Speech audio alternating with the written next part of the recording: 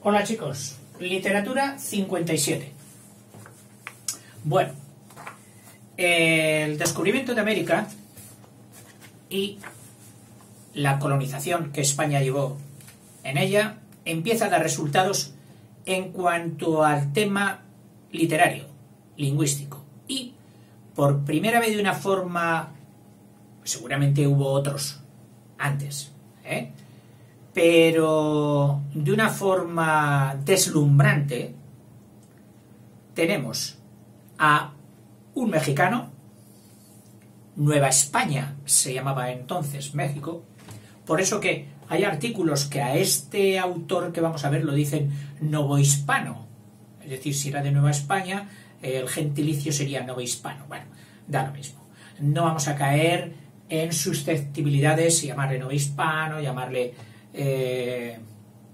mexicano, porque somos de tal condición que enseguida nos dolemos, bueno, sin ánimo de nada en absoluto. Vamos a estudiar a Juan Ruiz de Alarcón. Juan Ruiz de Alarcón. Alarcón, que es una zona española. De ahí, de su madre era noble, es decir, de buena posición, ya trasladada a México. Él nace allí. Y su padre era de las zonas de Alarcón, de donde está el pantano de Alarcón, de Cuenca y todo aquello, de Cuenca, camino de Valencia, de por allí era procedente. Nace en 1580 y nace en Taxco, en México, y muere en Madrid en 1639. Vamos, una vida normal en aquella época de unos 59 años. A los 12 años ya estudia en la Universidad de México. Estamos hablando de 1592, en pleno siglo XVI, cuando no se habían cumplido los 100 años del descubrimiento de, bueno, sí, 1492, 1592, pero la universidad seguramente ya se fundó antes, cuando ya fue. México ya tenía universidad, lo cual, visto así, es muy encomiable y loable. Posiblemente ninguna otra nación colonizadora haya tenido universidades en sus posesiones tan pronto como las tuvo España en aquel momento. Y alguno dirá, oiga, usted es español, está arrimando el ascua a su sardina. Cuando tenga que juzgar peyorativamente los hechos, si llega el caso, también lo haré. Pero para mí, el hecho de que España tuviera ya una universidad en América, que posiblemente no fuera, a lo mejor, no lo sé, no fuera ni la primera ni la única, porque fundó muchas luego, significa que había un espíritu de hacer unidades autónomas suficientes, no solo en cuanto a la economía, sino en cuanto a la cultura. Y eso es muy importante para un pueblo. Viene 1600, o sea, esto ya estudia aquí unos 8 años en la Universidad de México, y en 1600 viene, digamos, a proseguir estudios a las universidades españolas, en concreto en Salamanca, donde se gradúa de bachiller. Él pretende encontrar trabajo, pero le es muy difícil. Alguno dirá, bueno, sí, es que buscar trabajo en unos sitios donde no eres autóctono de allí siempre es difícil. Pues sí, por desgracia, hay que admitirlo, que cuando uno va a otro país, pues cuesta mucho encontrar trabajo. Y aquí tenemos un antecedente. Juan Ruiz de Alarcón. Le costó mucho. Total que, desesperado por no encontrar lo que a él le gustaba, que era el derecho. O sea, él tenía vocación de administrativo, de leyes y de todo esto. Era lo suyo. Quizás, ¿por qué? Porque nació con malformaciones de tipo de joroba, tanto en la espalda como en el pecho. Esto en las sociedades, crueles a veces, escogido para insultar. Horror si se utilizan los defectos físicos no atribuibles a ninguna causalidad de la persona, por supuesto, para despreciar a alguien. Eso es lo último a lo que se puede llegar. Otra cosa es que en su carácter o su conducta una persona se haya extralimitado y aprovechemos para decir, mira aquel, y soltarle algo de vez en cuando, sí, pero eso ya es de carácter, digamos, caracterológico o conductual, pero no físico. Reírse de los defectos físicos de las personas indica una catadura moral en quien lo hace muy baja, de muy poca categoría, y que debiera ser reprendido, que debiera ser vituperado por el resto. Cuando vemos que alguien lo hace, afearle la conducta, pero sin ningún tipo de ambajes. Es decir, tú, eso que estás haciendo es muy malo, está muy mal y dice muy poco de ti. En fin, rollos de profe. Se vuelve a México al ver que no tenía posibilidades de encontrar, pero en México el pobre Juan Ruiz de Alarcón ve que su familia ha caído también en economía, no puede establecerse tampoco allí, y entonces decide volver a España en 1613, volver a España para ya no regresar. A base de mucho esfuerzo y de hacerse valer. Bueno, ¿qué hacía Juan Ruiz de Alarcón cuando le faltaba el dinero? Meterse a hacer obras de teatro. No es que fuera lo suyo. Por lo visto, nunca fue un profesional al estilo de Lope de Vega, al estilo de Tirso de Molina y estos que vivían del teatro, es decir, eran profesionales, vivían de lo suyo. Este no. Este recurría a hacer el teatro cuando le iba muy mal y no podía vivir de otras cosas. Dice, bueno, pues voy a hacer una obra de teatro. Pero hete aquí que las pocas que compuso fueron de tal categoría que deslumbraron a sus contemporáneos. Y no solo deslumbraron, sino que estimularon la envidia y las críticas de los que se consideraban los diosecillos de su época. Sí, ¿de quién estoy hablando? Pues mira, en este caso, y se lo tengo que poner, tantas cosas buenas he dicho de Lope de Vega, pues Lope de Vega fue uno. Tantas cosas he dicho de Cervantes, pues Cervantes fue otro. Y Góngora fue otro. Y Quevedo.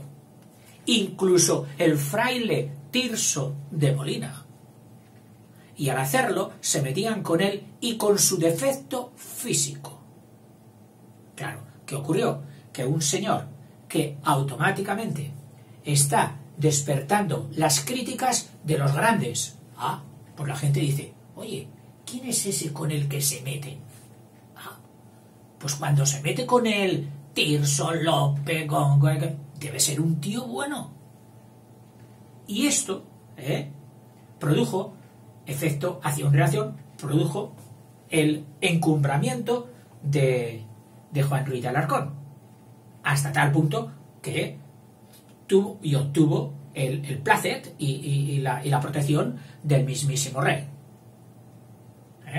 Y le dio un cargo que era como el relator del, no sé, supongo que sería como una especie como de cronista del Consejo de Indias.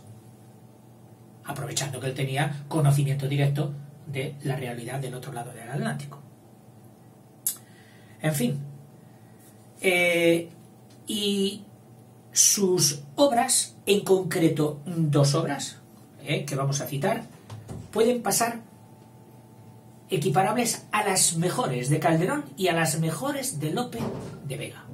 Es decir, produjo poco, pero lo hizo tan bien que fue extraordinario, comparable a lo mejor. Y por eso hoy Juan Ruiz de Alarcón se escribe con letras mayúsculas y bien grandes en la historia de la literatura española y de la literatura universal. Él, bajo su prisma de persona asediada, persona vituperada, etc., ¿qué hace? Humaniza el teatro, convierte más humano,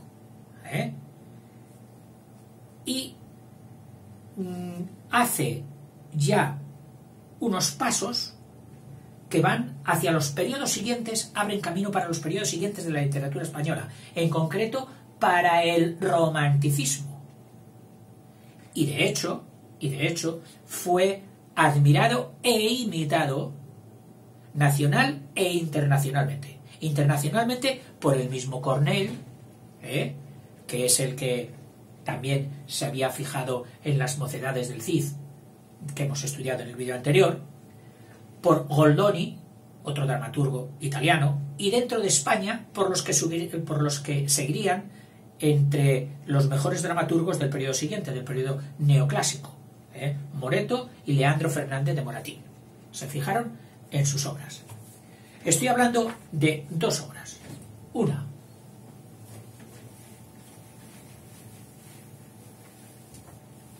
La verdad sospechosa,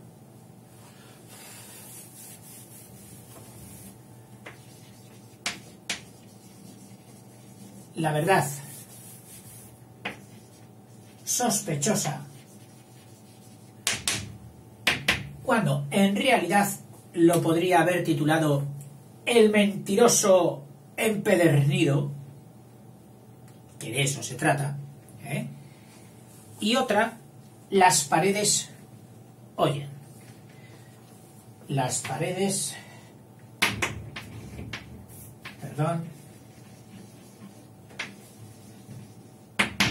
las paredes oyen. Es un dicho, es un aforismo.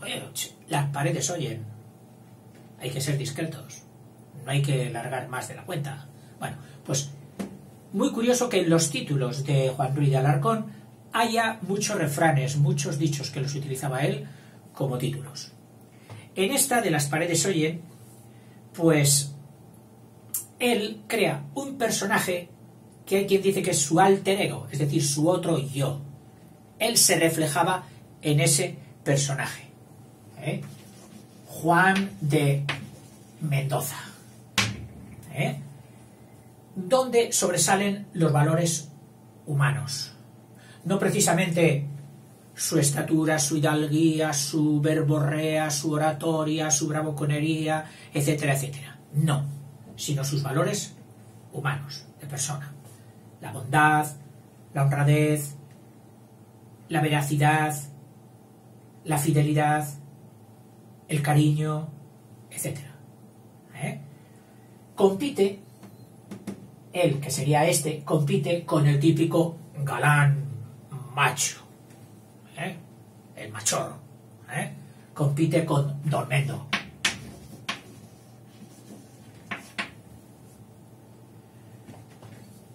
El guapo, alto, lustroso, vocinglero, bravucón, etcétera,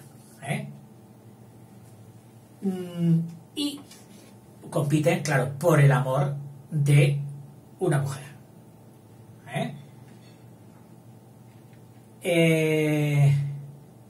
Ahora mismo no tengo apuntado, lo siento, el nombre de la mujer. No sé si puede ser Doña Juana o María o lo que fuera, nombre de aquella época, seguramente. Y después de muchos avatares, es Juan de Mendoza el que triunfa en el amor de la pretendida. Es un poquito un adelanto, un precursor del tema que luego se hizo en la literatura francesa de Cyrano de Bergerac. Claro que aquel era diferente, aquel era el que ponía palabras suyas en boca del guapo para llegar a su amante. Es decir, utilizaba como único transmisor al gárrulo Apolo, y de esa forma juntaba en una sola persona las dos cosas, la belleza física y la belleza moral. Aquí no, aquí es la belleza moral contra la belleza física.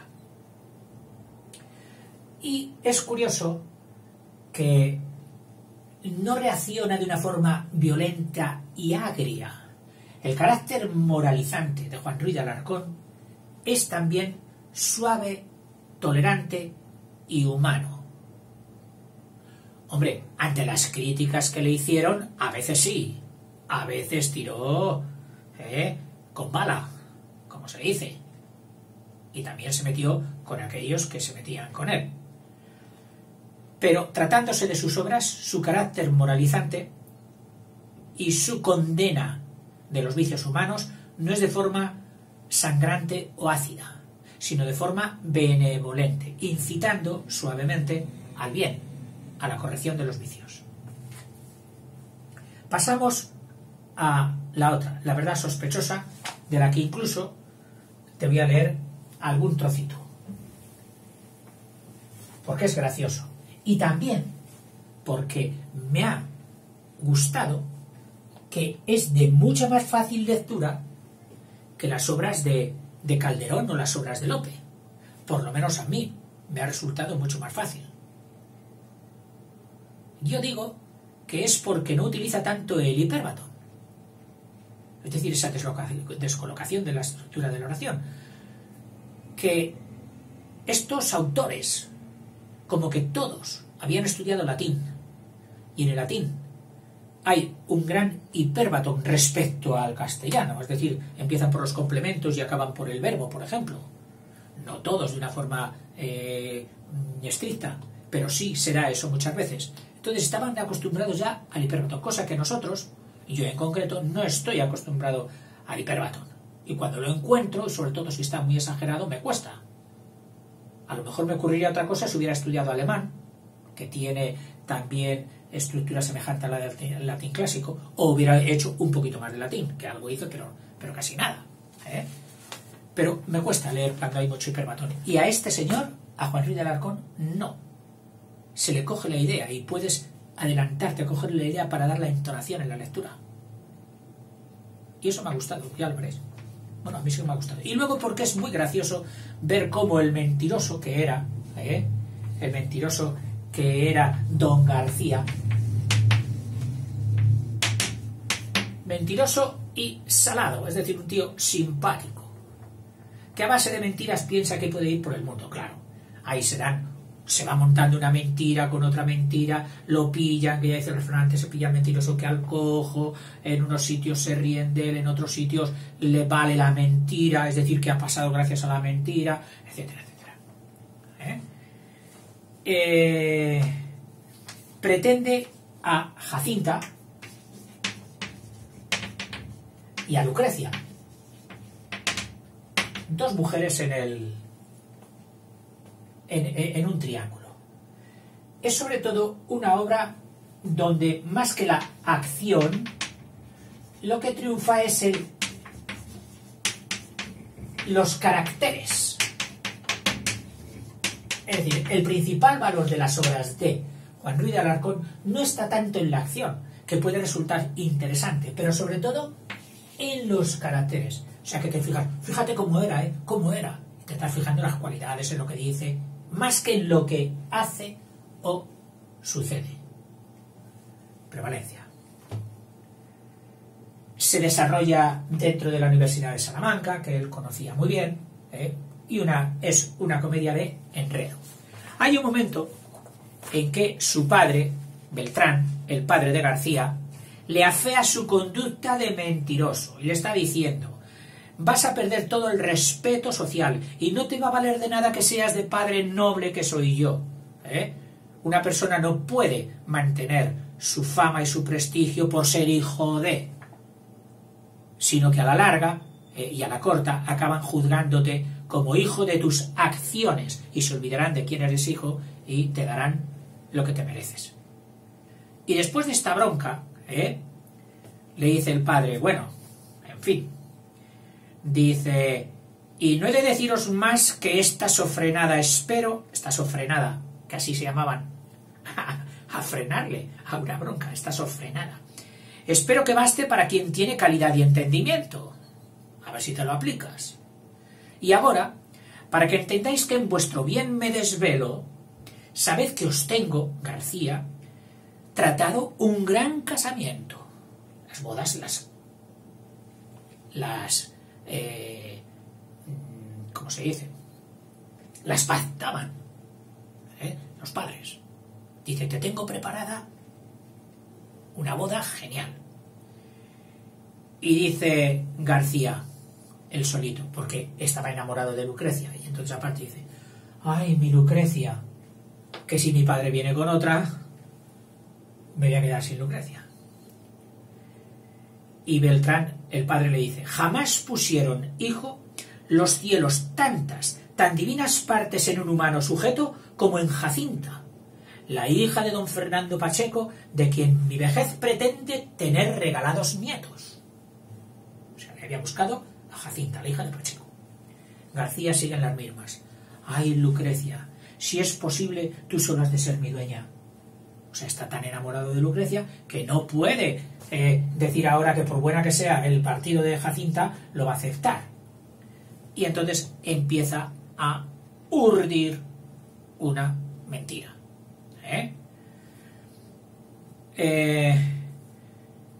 Beltrán, el padre, le dice, ¿qué es esto? ¿No respondéis? Si os estoy diciendo.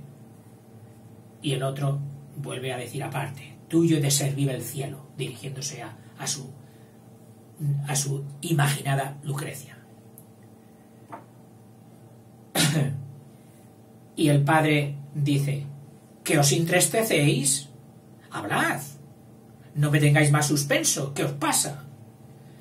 Y dice el hijo, entristezcome porque es imposible obedeceros. ¿Por qué? Porque soy casado.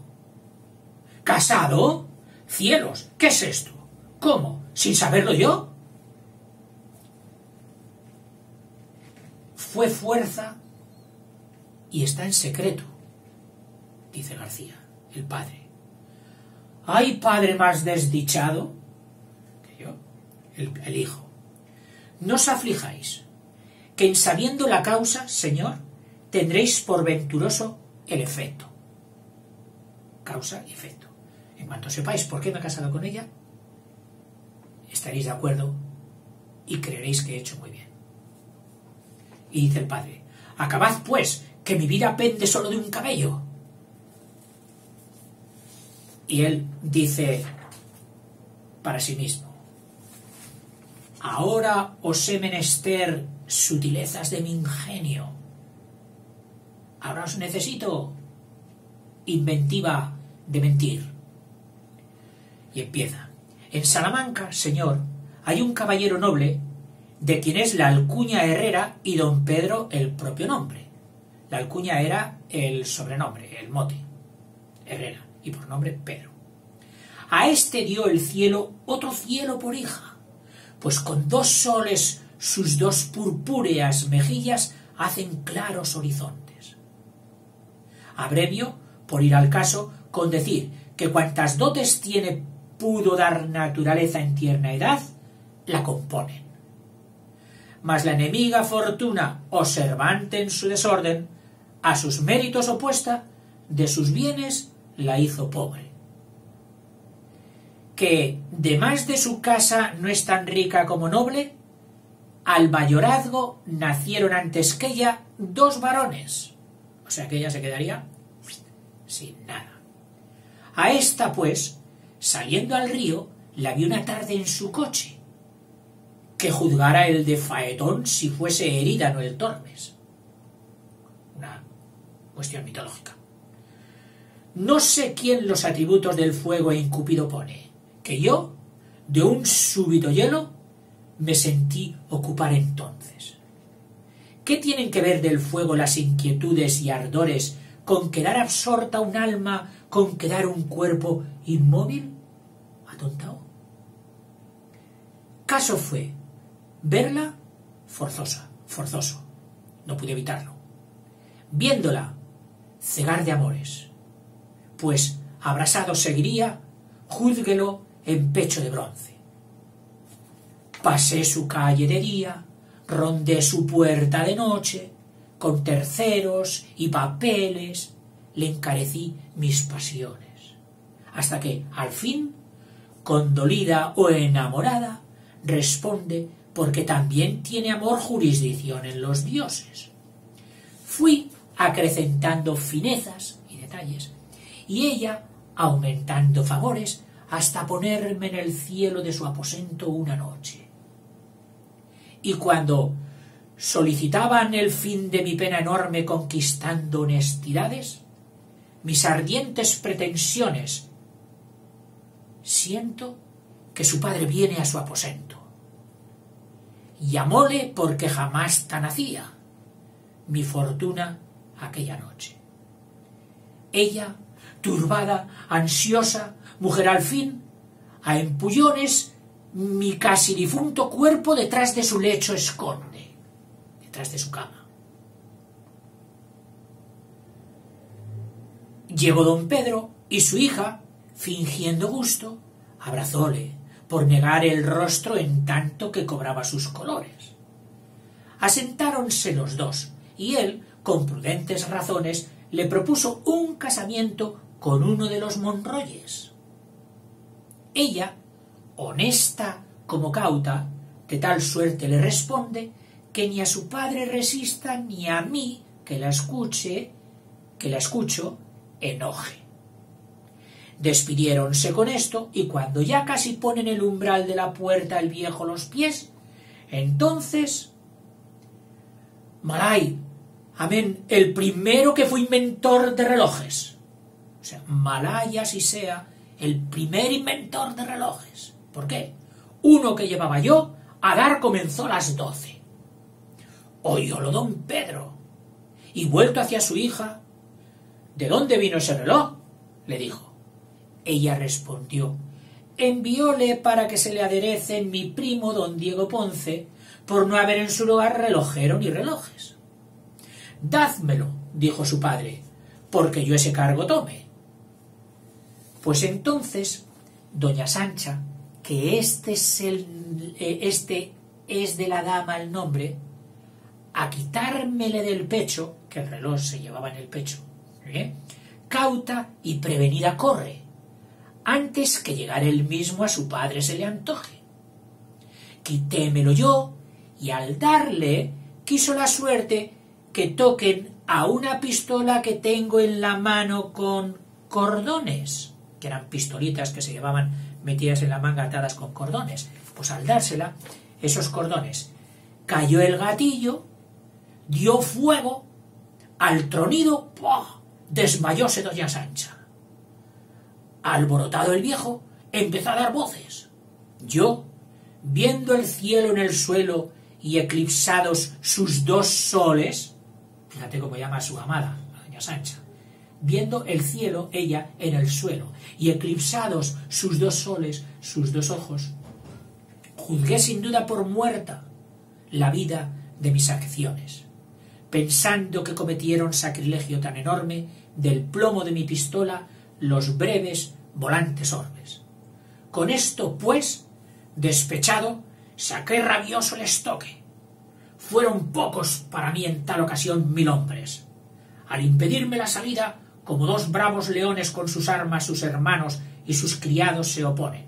Mas, aunque fácil por todos mi espada y mi fuerza rompen, no hay fuerza humana que impida fatales disposiciones.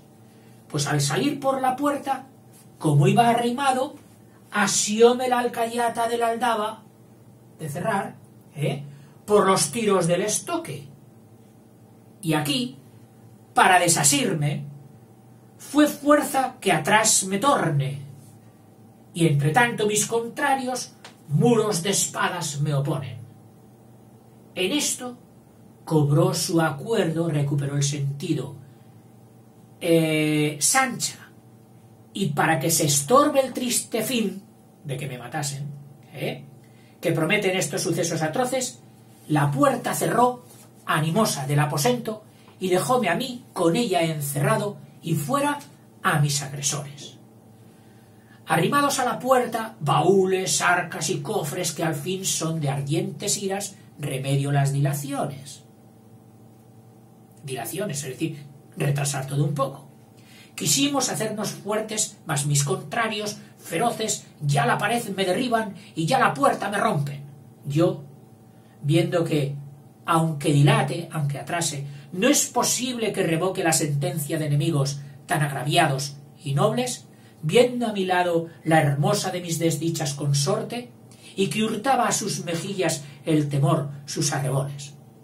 Viendo cuán sin culpa suya conmigo fortuna corre, pues con industria deshace cuantos los hados disponen, por dar premio a sus lealtades, por dar fin a sus temores, por dar remedio a mi muerte y dar muerte a mis pasiones, hube de darme a partido y pedirles que conformen con la unión de nuestras sangres tan sangrientas disensiones o disensiones que dice aquí. Es decir, arreglarlo todo si yo me caso con ella, se lo propone. Ellos, que ven el peligro y mi calidad conocen, lo aceptan después de estar un rato entre sí discordes. Partió a dar cuenta al obispo su padre y volvió con orden de que el desposorio pueda hacer cualquier sacerdote. Hízose, y en dulce paz la mortal guerra trocóse, dándote la mejor nuera que nació de sur al norte. Mas, en que tú no lo sepas, quedamos todos conformes por no ser con gusto tuyo y por ser mi esposa pobre. Pero, ya que fue forzoso saberlo, mira si escoges por mejor tenerme muerto que vivo y con mujer noble. O sea, le dice que considera que no me mataron, que no me tienes muerto, que me tienes vivo y además con una mujer noble. El padre, ante esta gran mentira de su hijo, que la cuenta como si la estuviera viviendo, dice: las circunstancias del caso son de la suerte te destinó esa consorte, y así no te culpo en más que en callármelo, que me lo podías haber dicho. García: temores de darte pesar, señor, me obligaron. Beltrán, el padre: si es tan noble, ¿qué importa que pobre sea? ¿Cuánto es peor que lo ignore para que, habiendo empeñado mi palabra, ahora torne con eso a doña Jacinta? Que he empeñado mi palabra de que se casaría contigo. Así que voy allí ahora a contárselo, a decírselo. Mira en qué lance me pones. Anda, toma el caballo y temprano por mi vida te recógete, porque despacio tratemos de tus cosas esta noche. Iré a obedecerte el punto que toquen las oraciones, dice García. Va a ser padre. Y dice él: dichosamente se ha hecho. Persuadido el viejo va. Ya del mentir no dirá que es sin gusto y sin provecho, que es lo que le dijo en la bronca. Al ver que me haya creído y provecho a haber huido de casarme a mi disgusto. Fíjate si de mentir saca provecho, que no me voy a casar a disgusto. Bueno fue reñir conmigo, porque en cuanto digo miento, y dar crédito al momento a cuantas mentiras digo. Y acabo ya, aunque la obra no acaba, que sigue, pero bueno, acabo ya con estos 4 versos. Dice: qué fácil de persuadir, dice el mismo, el mentiroso. Dice: qué fácil de persuadir quien tiene amor suele ser. Es decir, qué fácil de persuadir quien tiene amor suele ser el que tiene amor. ¿Quién nos tiene amor? el padre, la madre, la novia, como nos quiere, es muy fácil de persuadir. Les contamos las mentiras y ellos, como nos quieren, nos creen enseguida. Y acaba. Y qué fácil en creer el que no sabe mentir. Y qué crédulo es. ¿Cómo se las cree todas? Aquel precisamente que no sabe mentir. Si no sabe mentir, como él no tiene la experiencia de que pueda, cree que también son como él, que todos los demás van a decir la verdad. Y entonces, al que mejor se persuade, al que mejor se le miente, es a aquel a quien no sabe mentir. Pero no os preocupéis, que don García va a tener en esta obra de Juan Ruiz de Alarcón lo que se merece, porque en sus obras todo se reconduce y acaba en su plano justo, de justicia. Bueno, hasta aquí hemos llegado. Venga, hasta luego.